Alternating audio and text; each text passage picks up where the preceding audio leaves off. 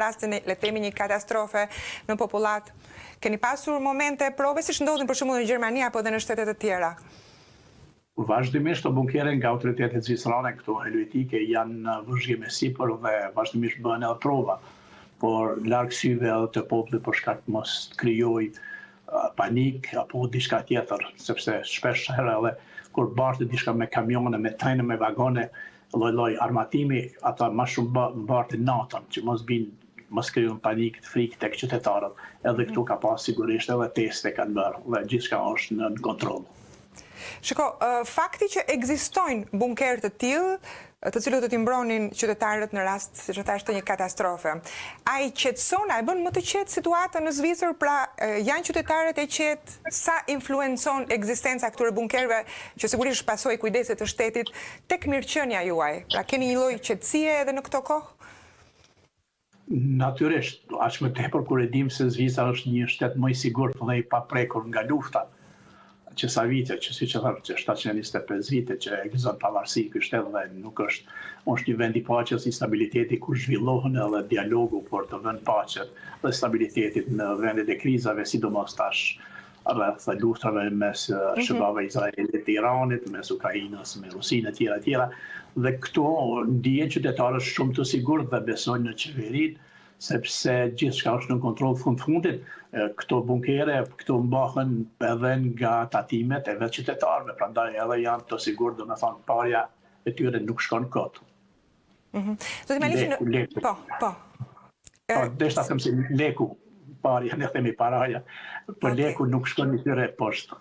Do t'i Maliqi, në fakt, e thash edhe në fillim, jemi në një farë mënyre mburur në thojza me ekzistencën e këtyre bunkerëve, ose më tepër kanë ngjallur kuriozitetin e të huajve këta bunkerë të ndërtuar gjatë periudhës së komunizmit, pikërisht për arsyen se ishte varfëria shumë e madhe dhe shpenzimi i jashtëzakonshëm për këto bunkerë nuk bënte shumë sens. Pra, sa i njihet ky realiteti shqiptar në Zvicër, këto bunkerët shqiptar, rrjeti i bunkerëve shqiptar në Zvicër, gjithmonë duke i referuar media. Sa kanë informacione?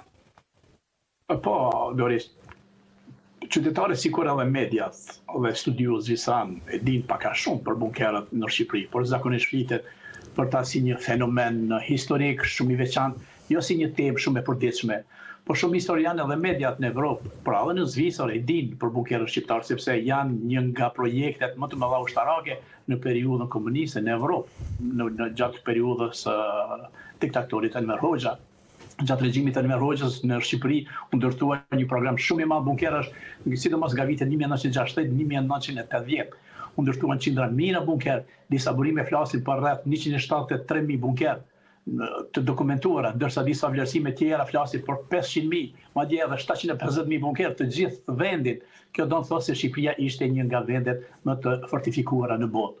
Bunkerët në Shqipëri, në mediat e këtueshme shpesh përshkruhen si simbol izolimit të Shqipërisë komuniste, apo shembull ekstrem bunkerizimit të një shteti.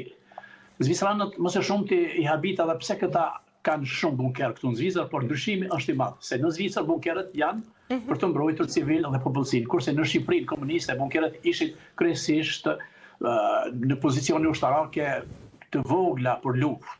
Por sot, sipas mediave zvicrane, në Shqipëri ka shumë bunker që tashmë janë braktisur, disa janë kthyer në muze, kafene ose atraksione turistike dhe Zvicra dhe BE ende nuk dinë saktësisht se sa stremihore ka Shqipëri.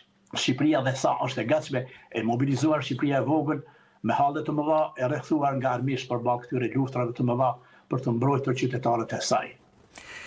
Mirë, zoti Maliqi, unë ju falenderoj shumë për këtë informacion dhe për kohën që i kushtoni Historisë Botës. Ju uroj pasditë të këndshme. Faleminderit shumë. Faleminderit ashtu edhe juve dhe